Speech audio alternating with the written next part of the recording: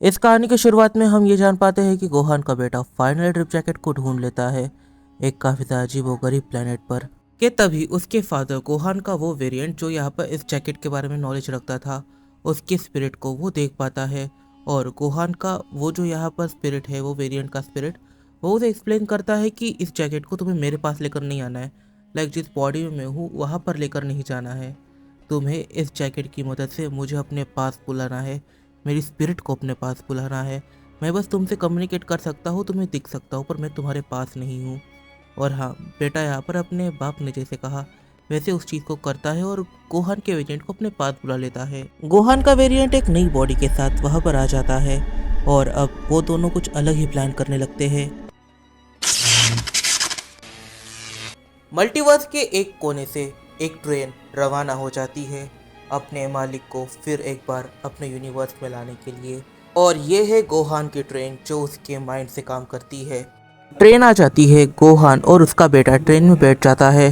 Gohan अपने बेटे को एक्सप्लेन करता है कि देखो डियर, अब ये जो जैकेट है, ये जैकेट एक सुप्रीम गॉड की है और हाँ, अब वो गॉड चाह चुका है तो फिर इस जैकेट को कोई भी पहन सकता है, पर हम इसे पहनेंगे नहीं क्योंकि इस जैकेट की वजह से सिविल वॉर तक हो सकती है।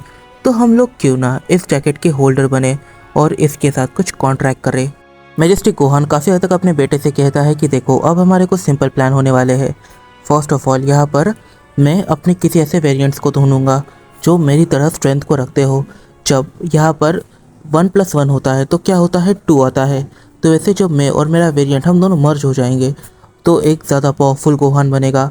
और हाँ, हम लोग इस चीज़ को 2-3 बार अगर करेंगे तो हम मोर देन इनफ हो जाएंगे ताकि हम कॉन्ट्रैक्ट कर पाए इस जैकेट से। गोहान इस पॉइंट पे मल्टीवर्सल लाइंस को काफ़ी अच्छे से ऑब्जर्व कर रहा था। वो काफ़ी सारे मल्टीवर्सल लाइंस के अंदर जाता है, मल्टीवर्स में कहीं ना कहीं घूमते रहता है, पर उसे एक भी ढंग का वेरिएंट नहीं मिलता। पर एक मल्टीवर्सल लाइन में उसे एक वेरिएंट मिल जाता है अपना, पर ये वेरिएंट कुछ ज़्यादा ही डिफरेंट था।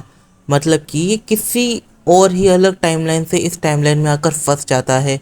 और देखने वाली बात थी कि ना ये सय्यन रेल्म में गया, ना ही अपने फादर का लाइक जो मल्टीवर्स है अपना ड्रैगन बॉल का, उस मल्टीवर्स में भी नहीं गया। ये जो है वो कहीं अलग ही हेल में चला गया। तभी गोहान अपने वेरिएंट के माइंड से कनेक्ट करता है और उससे बात करने लगता है। अब जो गोहान का वेरिएंट है वो काफ़ी हद तक यहाँ पर गोहान से सवाल करता है कि तुम कौन हो, मेरी तरह क्यों लग रहे हो। और यहाँ पर गोहान उसे एक्सप्लेन करता है कि मैं एक अलग टाइमलाइन से हूँ।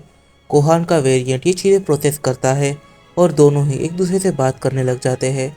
अब यहाँ पर गोहान का जो हेलहाइम यहाँ पर जो वेरिएंट है वो कहता है कि असल में कुछ दिन पहले मेरे फादर आए हैं और यहाँ पर जितने भी हमारे एम्परर्स हैं, लाइक डीमन एम्परर्स, उन सभी ने यहाँ पर कहा है कि मेरे फादर को यहाँ पर स्ट्रॉन्गेस्ट होना चाहिए।